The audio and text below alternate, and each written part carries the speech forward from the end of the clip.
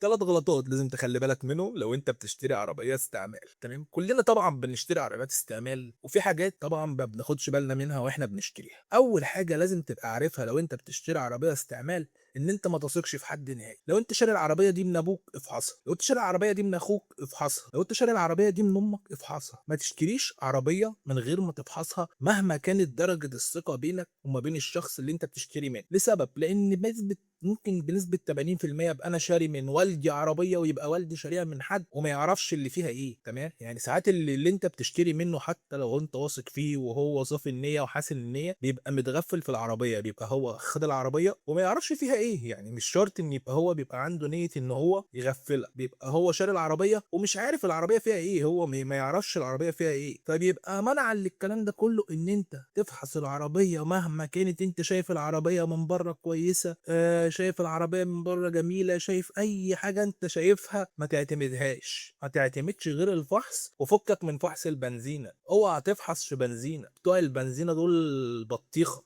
على الله حكايتهم، ما لهمش فيها. ما تفكرش ان انت تفحص في بنزينه، نقي اي مركز فحص معتمد وافحص فيه. البنزينه ما بتفحص، اللي في البنزينه ده بيبقى على الله حكايته، بيبقى واحد فاهم ملوش فيها. فانت ابعد عن فحص البنزينات عشان هتلبسك. فانت لو انت شاري من اي حد ايا كان افحص العربيه. تاني حاجه الاستعلام الامن، لازم ولا بد ان انت لما تكون شاري عربيه مستعمله ما تكتفيش بشهاده المخالفات، لا شهاده المخالفات دي من على التليفون بتطلع عادي. اهم حاجه الاستعلام الامن. ليه؟ لان دلوقتي 3/4 القضايا المخالفات والنفقات والكلام ده كله بقى بينزلوا على العربيات. يعني انت عليك نفقه هتنزل لك على العربيه، عليك مخالفه بنا هتنزل على العربيه. طبعا الكلام ده ما بيظهرش في شهاده المخالفات، طبعا لو صاحب العربيه عامل جنايه هتظهر لك على العربيه. فانت لازم ولا بد قبل اي حاجه الاستعلام الامن، لازم تعمل استعلام امني على العربيه برقم اللوح بتاعت العربيه، تمام؟ لازم لازم لازم لازم يعني ما تتغاضاش عن الامر، ما تكسلش. لان في ناس طبعا بتبقى شايف اللي قدامه بشوش ولا شيخ ولا الكلام ده، ما تاكلش بالكلام ده كله اوان. ما تعتمدش مظهر حد ايا كان الشخص ومهما بان قدامك طيب ومهما ماسك السبحه والزبيبه، الكلام ده كله بيبقى كاموفلاج يعني.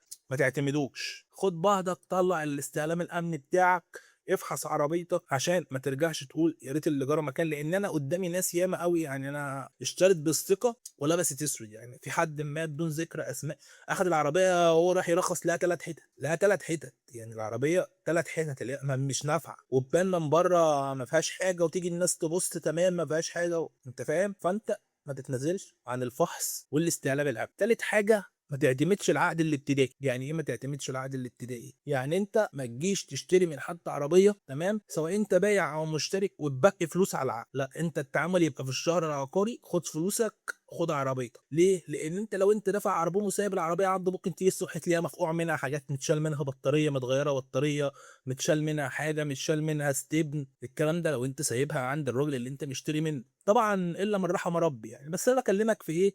ابعد عن الشر وغني. فهتلاقي حاجات مفقوعه من العربيه. طب على ايه؟ انت نفس الكلام لو انت بايع لحد ممكن ياخد العربيه وانت مبقي له فلوس على التسجيل، يقعد بقى يمرمطك عليها، يقول لك والله انا مش فاضي اروح اسجل بكره، انا مش عارف، انا القصه، انا الحكايه. وتلاقي نفسك داخل في دوامه انت في غنى عنها. فعلى ايه؟ انت عاجبك عربيه خلاص تمام، احنا فحصنا والدنيا تمام والدنيا جميله، بتسيب عربون جديه مثلا 500,000 جنيه، يعني حاجه فاهم قصدي في المتناول. خلي الرخصه معاك، اديله عربون وخلي الرخصه بس معاك، اللي هو عربون بسيط قوي، وسيب له العربيه وخلي الرخصه بس معاك، وتقابله تاني يوم في الشهر العقاري، تمام، وخلصوا الدنيا. هو ياخد عربيته وانت تاخد فلوسك، وتبقى ايه معاك طبعا الاستعلام الامني وشهاده المخالفات، وتبقى نهايه المشكله دي من اولها. تبقى رحمت نفسك من وجع قلب ولف وشقه ومرمطه ملهاش لازمه، تمام. فالحاجات دي لازم ان انت تبقى بتعملها وانت بتشتري عربيه مستعمله. هتتنازل عن اي حاجه من الحاجات دي بنسبه 80%، انت هتلبس اسود. ما تعتمدش زي ما انا بقول لك تاني، ما تعتمدش شكل، ما تعتمدش ان حد تقول ده ثقه، ما تعتمدش ان حد تقول ده وشه بشوش، ما تعتمدش ان واحد ماسك سبحه، ما تعتمدش ان واحد عنده زبيبه. الكلام ده كله في البيع والشراء يعني فاهم الا من رحم ربي. انا مش بعمم يعني، في ناس محترمه طبعا، وفي ناس احنا كنا بناخد منها العربيات بنسيب لها الفلوس ونسيب لها الحاجه كلها، بس يعني فاهم بتقول الحمد لله ان هي بتبقى عدت على خير. بتبقى